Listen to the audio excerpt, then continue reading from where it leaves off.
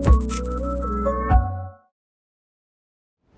vous propose de passer la parole à André de Chef de Bien qui intervient pour introduire le sujet du bâtiment bas carbone, donc en tant que président de la commission système constructif.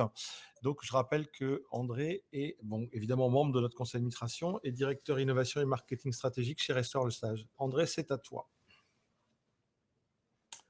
Merci Jean-Luc. Bonjour à toute l'Assemblée. Et je suis très heureux de pouvoir échanger ces idées, ces quelques idées dans ce court temps là de discussion. Quels enjeux pour aller vers le zéro impact environnemental? Jean-Luc, je te propose... Non, c'est bon, je dois avoir la main. Oui. C'est ça. Normalement, tu as la main, oui. Oui, c'est bon. Oui, c'est bon. Donc, quels enjeux pour aller vers le zéro impact environnemental? Alors, il y a bien sûr des progrès à faire, des progrès qui sont déjà réalisés, sur lesquels il faut capitaliser dans l'empreinte carbone des matériaux, avec tout le sujet de la massification et de la disponibilité qui reste à traiter. Et on voit que ce n'est pas si simple. Pour les bétons, par exemple, il y a le développement de l'ion bas carbone vertueux, mais les ressources sont limitées. L'acier, on sait qu'il est recyclable depuis ses origines, hein, bien sûr. Mais par contre, c'est la demande qui est forte, comment témoigne le marché pour ceux qui achètent un peu d'acier, hein, avec la flambée des prix. Pour la filière bois qui se développe, en particulier avec le CLT français, on voit aussi que les limites sont palpables. C'est un total sujet d'actualité. Alors, il y a aussi les autres matériaux biosourcés, où l'enjeu, alors si on parle des matériaux plutôt structurels, pour les autres matériaux, c'est déjà industrialisé. L'enjeu, c'est plutôt des enjeux d'industrialisation. Je pense par exemple au béton de chanvre, à la paille, etc., qui sont au stade expérimental. Bon, bien sûr, sur les matériaux, il y a des progrès importants sur les process. On peut citer par exemple la terre cuite, qui a une trajectoire pour réduire l'empreinte carbone de ces produits en travaillant sur les énergies, bon, etc. Un autre enjeu, au moins aussi important, c'est de travailler sur des systèmes constructifs plus sobres. Ça va consister à changer ses habitudes de conception, mais aussi de construction, pour utiliser les matériaux pour et à leur capacité d'usage.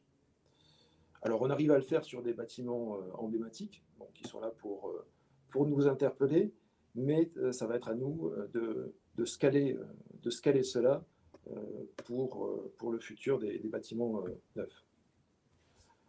Un autre enjeu qui a été évoqué par Thierry dans le chat, la prolongation de la durée de vie des bâtiments avec les changements d'usage dans le temps.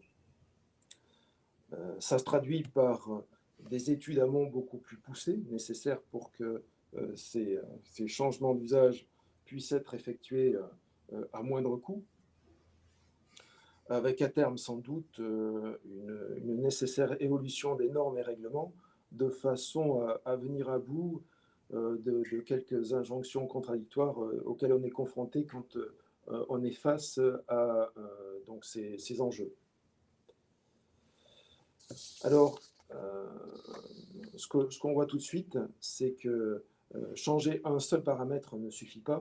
Il va falloir combiner ces démarches vertueuses qui, prises isolément, effectivement, ne vont pas permettre d'aller bien loin, ou du moins d'aller bien loin de façon massifiée.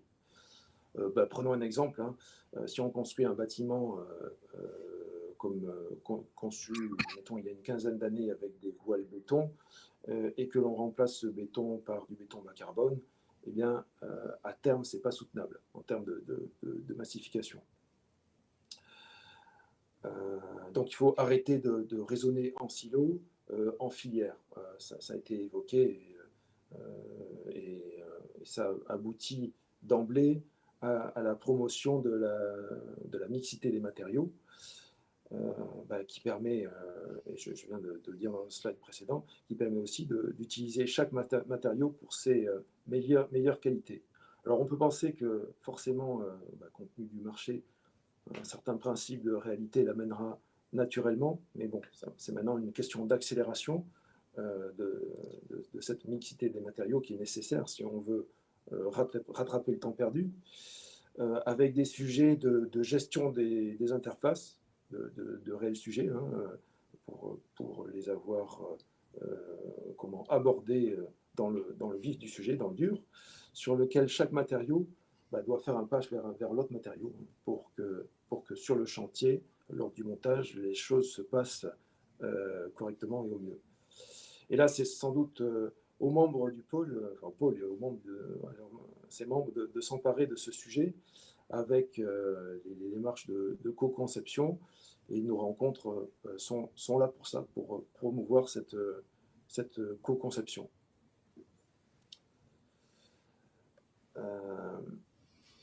Autre sujet, donc l'intégration de l'économie circulaire dès la conception, avec l'utilisation de ressources locales pour les matériaux biosourcés, mais aussi pour les matériaux géosourcés.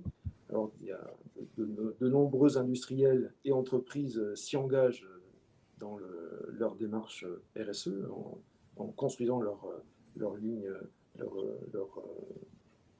démarche RSE. Intégrer le recyclage et le réemploi avec les plateformes qui se mettent en place,